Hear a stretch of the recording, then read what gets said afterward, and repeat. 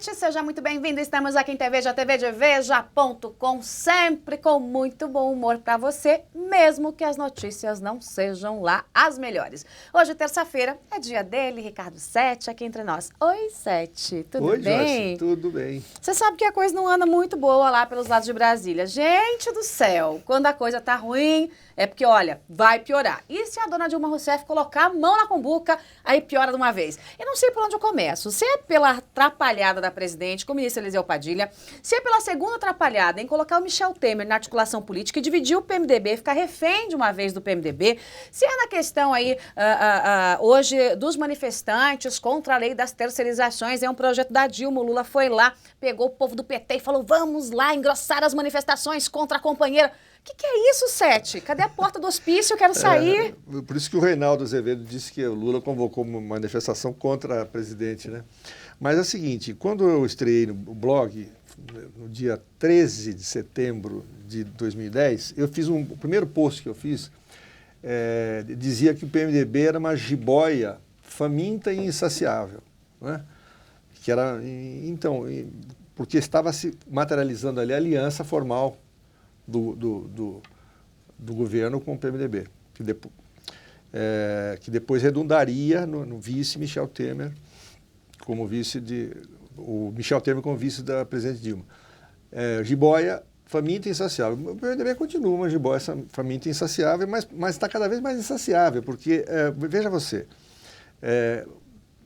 premida pela confusão que está no Planalto, pelo caos que são as relações com o Congresso, o Lula mandou o presidente Dilma se entender com o PMDB e escolher alguém do PMDB para ser o articulador político, já que os anteriores, inclusive no governo anterior e neste governo, o deputado Pepe Vargas, que ninguém conhecia, ninguém sabe quem é.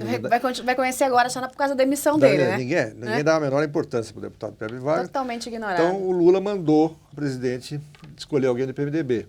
E ela convidou uma pessoa que foi extremamente leal ao presidente Fernando Henrique, o Eliseu Padilha, que foi ministro do presidente Fernando Henrique durante 4 anos, ministro dos Transportes, e era um dos principais elementos do PMDB gaúcho, que era a seção estadual do PMDB mais próxima dos tucanos. É que hoje está na Secretaria de Aviação Civil. Exatamente. Aí, dificuldades com a bancada, não sei o que, tal, blá, blá, blá, um palavrão bonito, ele disse que ele não pôde aceitar. Na verdade, o Eduardo Cunha, presidente da Câmara dos Deputados, que é o mais poderoso homem do PMDB hoje, disse que não, né? Disse que não. Até porque, Sete, vamos fazer um parênteses aqui, né? Vai lá o Eliseu Padilha, ministro Eliseu Padilha, gaúcho, bom de conversa, bom de chimarrão, uma beleza conversar com o ministro, né? Eu entrevistei ele recentemente. Ele diz assim, olha, estou com problemas pessoais, presidente, eu não posso assumir articulação política. Mas a aviação civil, ele continua lá. Então, peraí, conversa fiada, problemas, né, gente? Problemas pessoais que só atrapalham uma coisa, não atrapalham outra. Ele tem um bebezinho aí de 4 meses, esses seriam os problemas pessoais. Mas o que tem a ver alhos com bugalhos, uma vez que ele continua na presidência, ali na aviação civil. A verdade é que o Eduardo Cunha falou... Não. Então, agora a presidente tomou essa atitude de colocar o Michel Temer. Mas, é interessante, ela descobriu que tem o Michel Temer ali, né? Vida. Nossa, né? O ignorado vice de Dilma. Exato, a gente comentou aqui mais de uma vez que tem um homem extremamente hábil, uma raposa danada, foi presidente da Câmara dos Deputados, foi secretário de Segurança de São Paulo, deputado de vários mandatos, um presidente do PMDB, e ele estava sendo ignorado pela presidente Dilma. Ela preferia o Aloysio Mercadante, que, como se sabe, é habilíssimo e querido, né? Inclusive dentro do PT, né? Dentro do PT, e deixava o Michel Temer de lado. Agora descobriu que tem o Michel Temer. Aliás, está desde 2011, né? Ao lado dela, mas...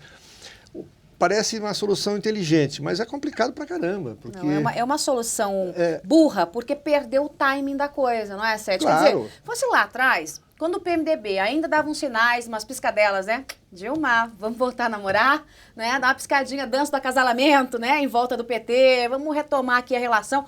Agora é divórcio litigioso, não tem conversa. E aí a presidente, ao entregar essa articulação política para Michel Temer, ela coloca a parte do Planalto nas mãos de Michel Temer, ele tá, né? E o Congresso Nacional vai continuar dando uma banana para a turma do Planalto, porque quem manda no Congresso é Eduardo Cunha na Câmara, Renan Calheiros no Senado. Acabou, não tem conversa. Exato, e aí, quer dizer, o que pode acontecer é estragar uma oportunidade que ela tinha, vai acontecer. A oportunidade que você mencionou, ela deveria ter feito muito antes isso, antes de brigar com o PMDB, ver se o Michel Temer conseguia acalmar as coisas, reforçar a aliança, fazer algumas concessões e tal. Agora ele entra com uma situação muito ruim já e provavelmente vai ter problema com o seu próprio partido, o Michel Temer, com o seu próprio partido. Agora, você vê, a situação está tão complicada que um político antigo, um político da pior qualidade, um político antigo, além de outras qualificações, como o Renan Calheiros, está brandindo agora a defesa do Banco Central Independente. Eu publiquei um vídeo na minha coluna, ele é a favor de uma lei que torna o Banco Central Independente, que é um verdadeiro, isso é causa, motivo de verdadeiro horror do lulopetismo. Eles acham isso o máximo da barbaridade neoliberal. E o Renan Calheiros está dizendo, não, vamos colocar essa lei em votação e tal. Quer dizer, o PMDB não é apenas um aliado problemático, o PMDB está praticamente indo para a oposição, com belas palavras, dizendo que não é bem isso, mas na verdade está fazendo, aprovando... Não há nenhum nome que seja oposição de verdade, como é o nome de Eduardo Cunha desde que venceu a eleição contra o PT pela presidência da Câmara. Eles só praticam atos que contrariam o que o Planalto deseja. Surra no PT todo dia. Aliás, o Eduardo Cunha não deixa ele, nas entrevistas públicas, ele é mais hábil, mais maneiro, mas por baixo dos panos, né? Fora das câmeras, ele fala barbaridades do PT. Como você sabe, né, Joyce? Você sabe melhor que eu. Né? Ele fala barbaridades do PT. PT nem pensar, tal. Tanto que ele já chegou dizendo que não tem nada de regular a mídia, não tem, todas aquelas causas do pessoal mais extremo do PT, ele já derrubou de cara, não vai pôr em votação jamais. Como hoje, inclusive, um projeto que divide o PT, quer dizer, o Palácio quer o projeto das terceirizações aprovado. Quer por quê? Porque precisa, não tem que fazer, gente. Não tem que fazer. Faz parte lá do pacote do Joaquim Levy, precisa criar emprego, o Brasil está em recessão, a coisa vai piorar, não tem o que fazer. Mas se a gente voltasse aí, alguns meses atrás, ia estar Dilma abraçada com o Lula dizendo não a esse projeto. O Lula, entendendo que as centrais sindicais iam ficar com a zima de gestão, resolveu incentivar a turma do PT para dizer não a esse projeto. Quer dizer, há uma divisão no PT. E o Eduardo Cunha falou... Vai o projeto seguir para frente, aprovou a urgência, a votação será retomada amanhã. E deu uma pancadaria no Congresso Nacional, que é uma coisa absurda. Porque os manifestantes, desocupados, ou você tem tempo de fazer manifestação 3, 4 da tarde? Eu não tenho, você tem? Mas nunca. De jeito nenhum, né? A gente está trabalhando. Trabalhadores se manifestando em horário de trabalho, e o pessoal da Uni? E os pilantras da Uni? Estudar, esses caras não estudam, né? Esses caras fazem tudo menos ir na aula, né? Mas, enfim, eu acho que houve um desrespeito ao Congresso, porque não foi uma manifestação pacífica. Não. De jeito nenhum. Jogaram cones na polícia, não, jogaram pedra na polícia. Coisa absurda. Quebraram vidraça, vidros de veículos da polícia. Mas pior do que isso, eles enfiaram um carro de som onde não é permitido, desde tempos imemoriais, na rampa do Congresso. A rampa de acesso ao Congresso. Queriam invadir. A chapelaria, queriam colocar ali. O que eles chamam de chapelaria, só para quem não conhece Brasília, na verdade o Congresso tem uma entrada solene, que é onde fazem aquelas solenidades, que tem as duas rampas de mármore ali externas, né, ao ar livre. Mas a entrada mesmo do Congresso é pelo que se chama de chapelaria, quer dizer, é uma coisa subterrânea, os automóveis param ali, tem umas portas de vidro, você entra, tem um lado do Senado, do outro lado da Câmara, e ali é a entrada que todos os deputados, jornalistas, os visitantes, tudo entram por ali.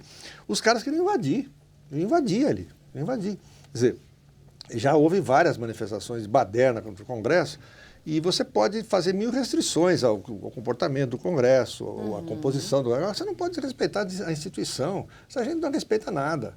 Né? Você não pode desrespeitar a instituição do Congresso, não pode tratar o Congresso como se fosse a casa da mãe Joana. Né? É uma manifestação decente, direito, corretamente. E em relação ao conteúdo, Joyce, terceirização é um assunto complexo, claro, é um assunto complexo. Mas é um resultado direto da globalização. Quer dizer, a coisa da terceirização, se você for lá para trás na história, quando o Henry Ford começou a fabricar carros em série, a Ford produzia na época, desde o pneu até o farol, até o assento, até o motor, tudo era feito na fábrica. Então a fábrica tinha que ter uma quantidade de atividades. Isso foi ficando cada vez mais inviável. Tanto é que hoje as fábricas de automóveis chamam montadoras de automóveis. Cada um produz uma coisa e a fábrica só junta as pecinhas, né? Com a fábrica ficam alguns segredos vitais, ali a fundição do motor, as formas externas do veículo, tal, mas tudo feito por outras fábricas. E a globalização está impondo isso. Não adianta querer ser contra ou a favor da globalização. A globalização não é uma questão de opinião, é um fato que está acontecendo. Se você não promover mais terceirização, as empresas não são competitivas. As empresas brasileiras não conseguem vender seus produtos no mercado internacional, porque a terceirização existe no mundo inteiro. Então, a briga é a seguinte: terceirização valia para serviços que não eram essenciais para aquela empresa. Por exemplo, uma empresa de informática não ia ter no seu quadro faxineiros, porteiros, seguranças, então terceiriza tudo isso. Agora não, a lei vai permitir que as próprias atividades fim da empresa sejam também terceirizadas, tenham também terceirização, alguns funcionários, isso vale alguns para o setores. governo, inclusive. Agora, nós jornalistas, gente, os jornalistas de televisão, não tem um no Brasil jornalista que não seja terceirizado. CLT é uma loucura, isso não existe. Eu nem sei se um dia eu fui na vida. Pois é. Quer dizer, é porque as empresas mães, as empresas protetoras, as empresas que forneciam vale-refeição, vale-transporte, ou o ônibus à disposição do funcionário, seguro-saúde e mais não sei o quê, previdência, isso acabou. As empresas não conseguem competir se elas fizerem isso. Não é que isso seja bom, seja maravilhoso terminar isso. É um fato da vida. Então as empresas foram terceirizando o serviço e tal, e agora estão querendo terceirizar coisas internas também, porque elas se tornam mais competitivas. Se não se tornar mais competitivas, não tem emprego para ninguém. Claro. O Brasil não exporta, porque isso é feito em todos os países, tem esse tipo de legislação mais flexível, né? Eu não estou dizendo que é uma solução ideal, maravilhosa, que os sindicatos devem apoiar, mas é uma realidade da vida. Então, agora o gozado é que a presidente que estava apoiando o projeto, agora pediu para adiar por um mês, para ver se negocia com os sindicais e tal. E o Eduardo Cunha falou, não, vamos votar. Aliás, eu adorei uma frase do Eduardo Cunha. Quanto mais agridem, mais dá vontade de votar, disse o presidente da Câmara. Vem com essa conversinha de agredir aqui. A gente vai responder votando. O Augusto estava me contando, eu não cheguei a ver esse dado, que a Fiesp fez uma pesquisa levantamento de opinião entre os trabalhadores de São Paulo. 83%, quase 84% aprovam. Aprovam, acho que tudo bem com a terceirização, né? E mais, 3 milhões de empregos devem ser criados quase que imediatamente se esse projeto for aprovado, segundo também essa pesquisa da Fiesp. É um emprego diferente, mas é um emprego. O sujeito ganha seu salário. E voltando a dizer, os maiores figurões da televisão brasileira, todos são terceirizados há muitos anos. Eles são pessoas jurídicas. Eles não têm um contrato com a Globo, com a SBT, com a Record, ou seja como for, né? Todos são terceirizados. A própria cultura. Não é? Começa pelos jornalistas. Então, é uma tendência que infelizmente, mas aí, para o bem ou para o mal, chegou para pegar. Mas aí como é que ficam os sindicatos? E a teta? Vai ser com a teta. Afinal de contas, e as contribuições mensais ali para o sindicato? Aliás, lembre-se aí das últimas eleições para o sindicato. Eu aposto, mas eu aposto o que for, que em todo ano há um escândalo, porque a gente acompanha os maiores, mas aí na sua cidade, aí no seu estado, um escândalo em meio a uma disputa para a eleição sindical, página policial. É sempre assim. Quando não há mortes, né? Quando não há mortes. Então aquilo lá, na verdade, é uma caixinha de moedas de ouro e há muito tempo que essa atividade de ser grande líder sindical era uma coisa altruísta para cuidar dos direitos dos trabalhadores. Eles querem mesmo colocar a mão no jarro, levar uma parte do dinheiro e qual é a diferença que faz na sua vida o seu sindicato? E o poder político, né? Os sindicatos viraram centros de poder político. Tanto os sindicatos que apoiam o PT como tipo Solidariedade, a Força Sindical, que sempre foi contra a opositora do PT, mas sempre teve do lado ou do governo Fernando Henrique, ou dos governos estaduais do PMDB, são centros de poder. Os seus dirigentes se elegem deputados, vários deles são deputados, senadores, o diabo. Quer dizer, o Paulinho da Força, né, é hoje líder desse partido Solidariedade. o Luiz Antônio de Medeiros, que era da Força Sindical, foi deputado. Não preciso dizer do PT quantos, né? Começando pelo Lula, né? Então, é um centro de poder também, os sindicatos, e que vão ser esvaziados, naturalmente, à medida que a terceirização caminhe, né? Muito bem, temos aí as grandes notícias do dia que envolvem Brasília, hein? Terça-feira movimentada lá na capital federal. Aliás, eu estava fazendo as contas hoje, né? Aí veio o pessoal da CUT e falou assim, não, tem pelo menos 4.000 pessoas aqui em frente ao Congresso. Essa é uma parte cômica da história. Aí a polícia falou assim, não, tem só metade disso. E olha que a polícia acho que foi boazinha nesse negócio. Eu vi uma tomada de helicóptero agora para uma das emissoras de TV, tinha meia dúzia de gato pingado. Meia dúzia de gato pingado. 500 pessoas, talvez. Mas bom mesmo foi em Maceió. Tinha 35. 35. Natal tava jóia. Tinha 50. Tava jóia, tava bom. Por várias capitais, aí tinha 100, 200 pessoas. Esses são os exércitos do Stedley, né? São, né? Que medo, né? É a mesma coisa que o pessoal da Paulista, os coxinhas, né? Que estavam lá. Exatamente. Mais ou menos vamos ver o que o Datafolha vai dizer. Vamos ver. Vamos ver, eu já perdi um pouco a confiança no Datafolha, viu? Na matéria de contagem de multidão. Tá dureza, né? Não gosto muito, não. Bom, gente, as articulações políticas lá dentro do Palácio continuam. Hoje, durante a tarde, até havia uma expectativa que Ricardo Berzoini assumisse essa pasta. Deus me livre, o que é isso? Deus nos livre. Talvez seja até bom, porque ele, como ministro de Comunicações, ele quer calar a boca da imprensa, ele quer implantar o controle social da mídia. Desde 2003, desculpe, quando ele era ministro do Trabalho, começou com essa história, né? Então, deixa ele para negociação política. Não, mas é para acumular, meu filho. Não é assim, é para acumular, Você acha verdade, o quê? É para acumular. É. Você acha que vai largar o osso então da comunicação? Não adianta nada. Esse tipo de gente com essas garras assim, ó, é um osso aqui e o outro acolá. Mas aí, durante a tarde, pegou muito mal a informação de que isso já estava caminhando dentro do Planalto, os corredores, né, estavam ali nos corredores do grande comentário. Então, acabou que o Michel Temer vai assumir esta área tão árdua aí no governo Dilma. Se vai ser um mandato tampão, se não vai, se a pasta vai ser extinta ou não, até se conversa sobre isso lá dentro do Planalto, porque ninguém quer assumir esse negócio. É o emprego que dá urticária. Ninguém quer articular para Dilma. Eu fico pensando o seguinte, para a gente encerrar, que eu sei que nós estamos estourando o tempo, e se o Michel Temer não der certo? Ele é um ministro indemissível, né? Quer dizer... Faz o que com ele, né? Volta para vice, fica ali quietinho, é complicado, né? Ele é uma pessoa que tem uma evidência política muito, muito grande, ele é delicadíssimo. Não sei como ele aceitou. Bom, ele não podia também dizer não, né?